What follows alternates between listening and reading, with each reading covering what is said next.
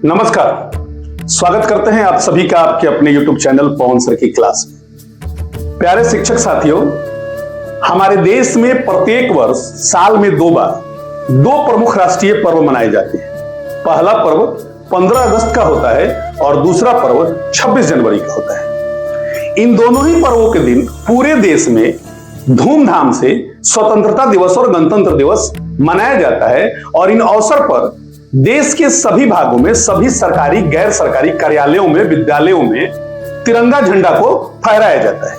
लेकिन क्या आपको पता है, इन दोनों दिवसों पर तिरंगा झंडा को फहराने की प्रक्रिया जो है वो अलग अलग तरीके से होती है। आज के वीडियो में हम इसी टॉपिक पे बात करने वाले हैं कि हम लोग 15 अगस्त को झंडा किस प्रकार फहराते हैं और 26 जनवरी को झंडा हम लोग किस प्रकार फहराते हैं। तो उससे पहले एक छोटी सी रिक्वेस्ट है आप सभी से कि यदि आप हमारे चैनल पे पहली बार आए हैं और हमारे साथ जुड़े रहना चाहते हैं इन सभी जानकारियों के साथ, तो आपसे रिक्वेस्ट है कि हमारे चैनल को सब्सक्राइब करके बेल आइकन को जरूर दबाएं और साथ ही वीडियो को एक लाइक और एक शेयर जरूर करें। और यदि आप वीडियो के अंत तक बने रहिएगा तो निश्चित रूप से आपके मन में यह जो शंका है कि हमने जो भी प्रश्न आपके बीच किया है कि हम लोग 15 अगस्त को और 26 जनवरी को झंडा जो फहराते हैं उसकी प्रक्रिया पूरी तरह अलग अलग होती है, इसका कॉन्सेप्ट आपके लिए क्लियर बिल्कुल हो जाएगा। आइए वीडियो को शुरू करते हैं। तो जैसा कि हमने आपको बताया कि हमारे यहाँ 15 अगस्त को स्वतंत्रता दिवस और 26 जनवरी को गणतंत्र दिवस मनाया जाता है। पहली बात यह आप समझ लें कि 15 अगस्त को जो हम लोग झंडा फहराते हैं उसको ध्वजारोहण कहा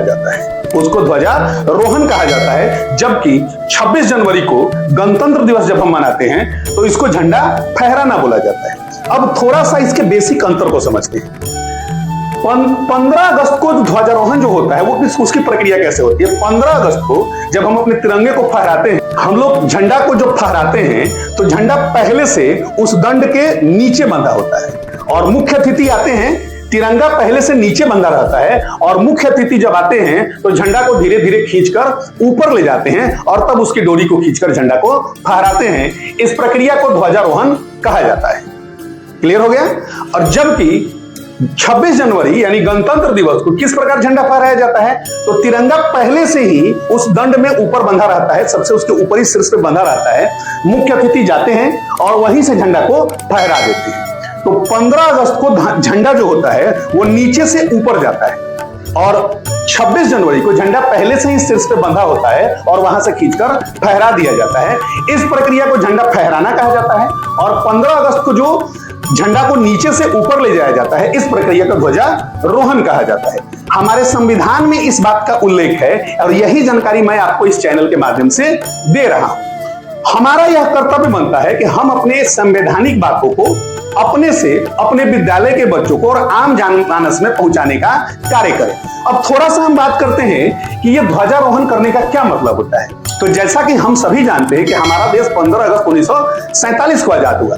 उसी दिन हमारे यहाँ जो झंडा है वो ब्रिटिश झंडा को उतारा गया था और भारतीय तिरंगे को चढ़ाया गया था। तो भारतीय तिरंगों को ऊपर चढ़ाने की प्रक्रिया को ही आरोहण कहा गया। इसलिए प्रत्येक वर्ष 15 अगस्त को स्वतंत्रता दिवस मनाते समय हम सभी ध्वजारोहण करते हैं। जबकि 26 जनवरी 1950 को हमारे देश गणतंत्र हुआ था, क्योंकि इस दिन हमारा भारतीय संविधान लागू हुआ था। इसलिए पहले से झंडा जो होता है वो ऊपर शीर्ष पे बंधा रहता है और उसको सिर्फ वहां खींचकर फहरा दिया जाता है। यह हमारा रिपब्लिक होने का, गणतंत्र होने का प्रतीक है। और यहाँ जो ध्वजारोहण होता है ये हमारे स्वतंत्र होने का प्रतीक है।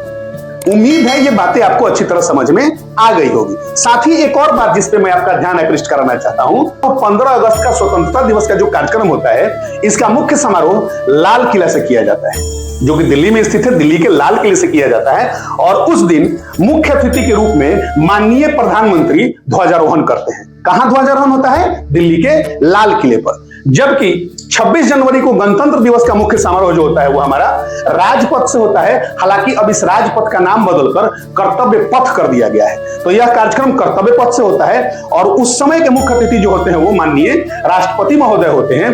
तो गणतंत्र दिवस पर हमारे देश का मुख्य कार्यक्रम राजपथ या कर्तव्य पथ से होता है और उस दिन झंडा फहराने का कार्य राष्ट्रपति महोदय के द्वारा किया जाता है। जबकि स्वतंत्रता दिवस का मुख्य कार्यक्रम दिल्ली के लाल किले के प्राचीर से होता है और वहां मुख्य अतिथि के रूप में प्रधानमंत्री ध्वजारोहण करते हैं। उम्मीद है मैंने यह जानकारी आप सभी को अपने चैनल के माध्यम से दिया। यह जानकारी यदि आपको अच्छी लगी है तो इस जानकारी को आप अपने विद्यालय के बच्चों के बीच शेयर करें और अधिक से अधिक इसको और प्रसारित करें, ताकि हमारे देश के सभी लोग 15 अगस्त को ध्वजारोहण और 26 जनवरी को झंडा फहराने की अंतर को स्पष्ट समझ सके और वो गलती करने से बचे। अक्सर बच्चे गलती कर देते हैं। बोलने के क्रम में हमेशा लोग यही बोलते हैं कि 15 अगस्त को झंडा फहराया जाता है और 26 जनवरी को भी झंडा फहराया जाता है, जबकि ऐसा बिल्कुल नहीं है। 15 अगस्त को हम लोग ध्वजारोहण करते हैं और 26 जनवरी को हम लोग झंडा फहराते हैं। दोनों की प्रक्रिया को हमने आपको बताने का प्रयास किया। यदि यह जानकारी अच्छी लगी है तो इस जानकारी को अधिक से अधिक लोगों तक शेयर करें, और यदि आपके मन में किसी प्रकार का विचार है तो कमेंट में आप उस विचार को जरूर लिखें। आज के लिए बस इतना ही। मिलते हैं आपसे फिर एक अगली वीडियो में। तब तक के लिए आप सभी को नमस्कार। जय हिंद।